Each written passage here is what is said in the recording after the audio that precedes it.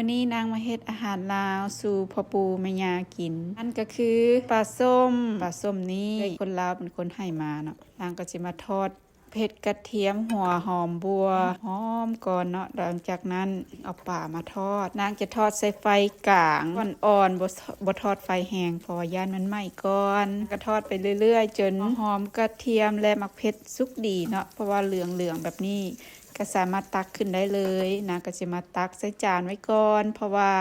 จะบ่เอาไปทอดกับป่าทันทีเพราะว่าย่านมันไหม้โพดถ้าหากว่าผักหอมไหม้หลายจะเฮ็ดให้ขมเนาะเอามากินกับส้มปลาของเฮาก็จะบ่แซ่บเพราะว่าจะออกรสขมและคิวโพดหลังจากที่นางตักผักหอมมักเผ็ดออกก่อนแล้วนางก็จะเอาปลาที่เอือบไว้ส้มนี่เอามาเอือบก่อนจะบ่มีความนัวอย่างเลยนะถ้าเฮาบ่เอือบใส่คนอและน้ำตาลความ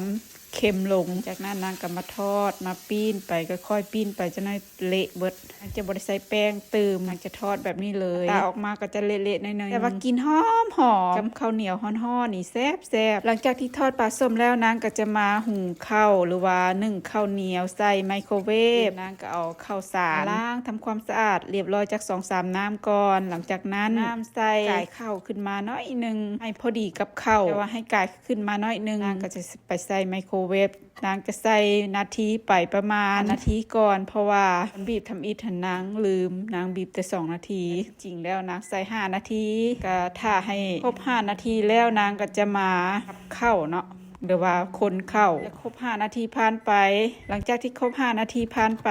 ก็จะเอาออกมาจากไมโครเวฟระมัดระวังแดว่ามันร้อนนาทีผ่านไปข้าวของเฮาก็จะยังบ่สุกเทื่อนางก็จะมากลับด้านทั้งลุ่มขึ้นมาทั้งเทิงมันก็จะเป็นเม็ดแบบนี้เลยกลับด้านแล้วนางจะเอาน้ำมาด่าจากก๊อกน้ำนี่แหละซิดใส่เนาะแต่บ่ใส่หลายยันมันเปียกโพดคนเรียบร้อยแล้วเอาแรปมาแรปใส่เอาเข้าในไมโครเวฟอีกเทื่อนึงนี่นางจะใส่ไปกี่นาทีปริมาณไฟนี่บ่ฮู้จักเพราะว่าไมโครเวฟตัวนี้เขาจะตั้งมาเรียบร้อยแล้วว่าไมโครเวฟเดี๋ยวนี้ความร้อนอยู่ประมาณเท่าใดนะจากที่ผ่านไป4 นาทีแล้วนางก็จะบ่เอาออกมาจากไมโครเวฟเทื่อจะหุ้มไว้หั่นประมาณ10 นาทีว่า5 นาทีแล้วแต่ความเวลาของแต่ละคนหลังจากผ่านไป10 นาทีนางก็จะมา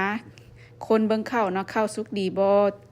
สุกดีพี่น้องข้าวสุกแล้วนางก็จะมากินกับส้มปลานี่ก็จะเป็นส้มปลาที่นางทอดแล้วและข้าวเหนียวฮ้อนๆออกจากไมโครเวฟใหม่ๆออกควนชุนๆเลยจะมาปั้นแล้วก็ตอนนี้ก็ยังบ่อยากปั้นได้ปานใดเพราะว่ามันฮ้อนอยู่จะมาจับกินกับปลาใส่มักเผ็ดคำใหญ่ๆเลยมาเด้อทุกคนกินข้าวน้ำกันเด้อกับส้มปลาใหม่ๆหอมๆคลิปนี้ก็บ่มีหยังหลายเนาะผิดพลาดประการใดก็ขอโทษขออภัยนี่นางมาทอดส้มปลาให้เบิ่งแล้วมานึ่งข้าวเหนียวใส่ไมโครเวฟให้เบิ่งจังได๋กะติกะสมกันได้เด้อขอบใจเบิดทุกคนที่เข้ามาเบิ่งคลิปลาแล้วสบายดี